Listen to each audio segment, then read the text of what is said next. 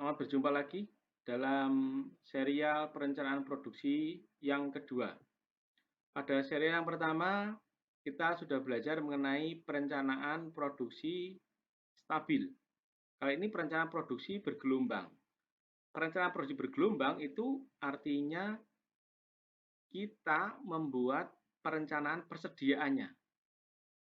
Nah, dengan menetapkan persediaannya dulu, nanti ternyata akan ketemu produksinya itu bergelombang, naik turun. Kita lihat dulu ya. Masih kasus yang sama dengan yang sebelumnya, kita dihadapkan pada posisi diketahui perencanaan penjualan yang ada. Jadi ini dulu ya, dari yang penting ini. Nah, perencanaan penjualan yang ada. Jadi triwulan 1 20, triwulan 2 24, 3 28, triwulan ke-4 32.000. Ini perencanaan penjualan yang sudah dibuat. Seperti biasa, kalau setahun berarti kita jumlahkan total ya, disetahunkan dulu. Maaf. Ini saya jumlah ya. Nah, 104 ada di sini ya. Dan saya kira Anda bisa mengisi barang siap dijual adalah penjualan tambah dengan persediaan akhir. Kemudian unit yang diproduksi jumlahnya adalah secara total ya 120 dikurangi persediaan awal ketemunya 80.000. Nah, tapi kita belum bisa membuat mengisi kotak-kotak yang kosong ini, sel-sel yang kosong. Jadi dalam perencanaan produksi bergelombang, ini kita meramalkan dulu, maksudnya merencanakan dulu persediaannya. Nah, diketahui bahwa persediaan awal itu 40.000, sedangkan persediaan akhir yang ditetapkan 16.000. Langkah pertama adalah ya kita harus mengisi persediaan awal triwulan 2, 3, 4 dan persediaan akhir triwulan 2, 1, 2, 3, 4 berapa gitu. Langkahnya kita mengisi ini, kita menghitung ini dulu. Bisa saya siapkan. Nah, ini aja. Nah, perhitungan selisih persediaan per triwulan. Jadi ada tabel ini. Ya, tabel ini kita isi dulu. Misalnya persediaan awal terus dan persediaan akhir. Selisihnya berapa ini? Jadi caranya begini. Persediaan akhir dikurangi persediaan awal dibagi N. N ini adalah jumlah periode. Jumlah periode di sini kan 4. Jadi, untuk mengisi skor selisih, ini adalah 16.000. Maaf ya, saya kasih kurung dulu. 16.000 dikurangi 40.000 dibagi N-nya 4. Nanti akan ketemu hasilnya minus. Minus 6.000. Jadi saya isi saja di sini, hasilnya minus 6.000.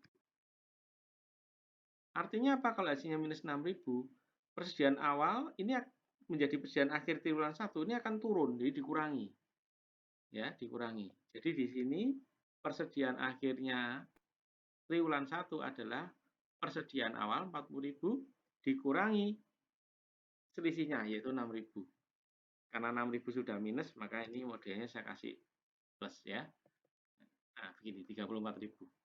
Nah, sudah ketemu. Nah, persediaan akhir triwulan 1 menjadi persediaan awal triwulan 2. Ya, di sini aja. Terus di sini 6.000 ini selalu stabil ya. Tiap triwulan 6.000 terus. Dan ini 34 dikurangi 6.000 ketemunya 28. Seperti biasa, 28 persediaan akhir triwulan 2 itu menjadi persediaan awal triwulan 3. Sehingga persediaan akhirnya ketemu 2. Dan persediaan akhir triwulan 3 menjadi persediaan awal triwulan 4. Ketemunya 16. Anda cek sama. Ya.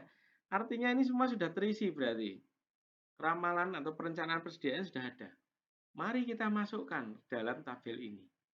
Ya.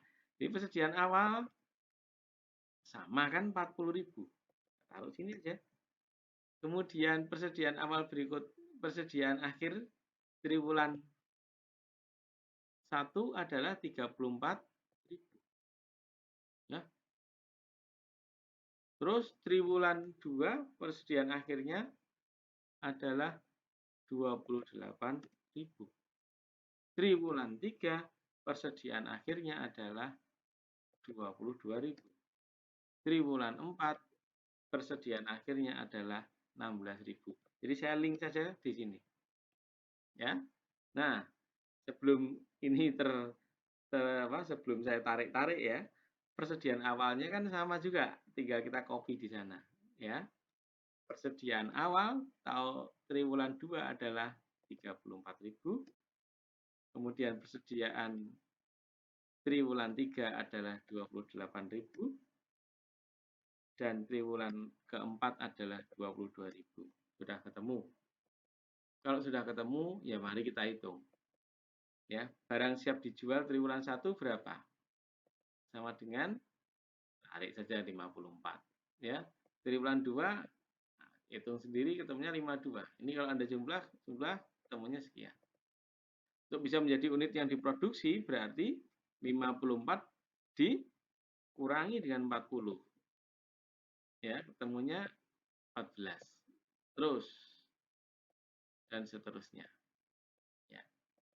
Kita cek, mau saya cek ini. Saya cek apakah betul jumlahnya ini 80.000. Ini jumlahnya harus 80.000. Cek.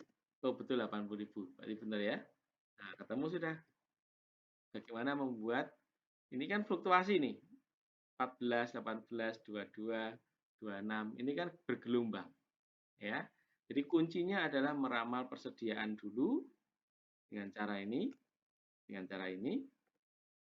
Setelah itu hasil dari perencanaan persediaan kita turunkan di rumus dasar untuk membuat perencanaan unit yang diproduksi. Nah, demikian bagaimana membuat perencanaan produksi untuk pola yang bergelombang. Sekali lagi, dalam pola bergelombang yang dibuat perencanaan atau yang direncanakan adalah persediaannya dulu. Selamat belajar.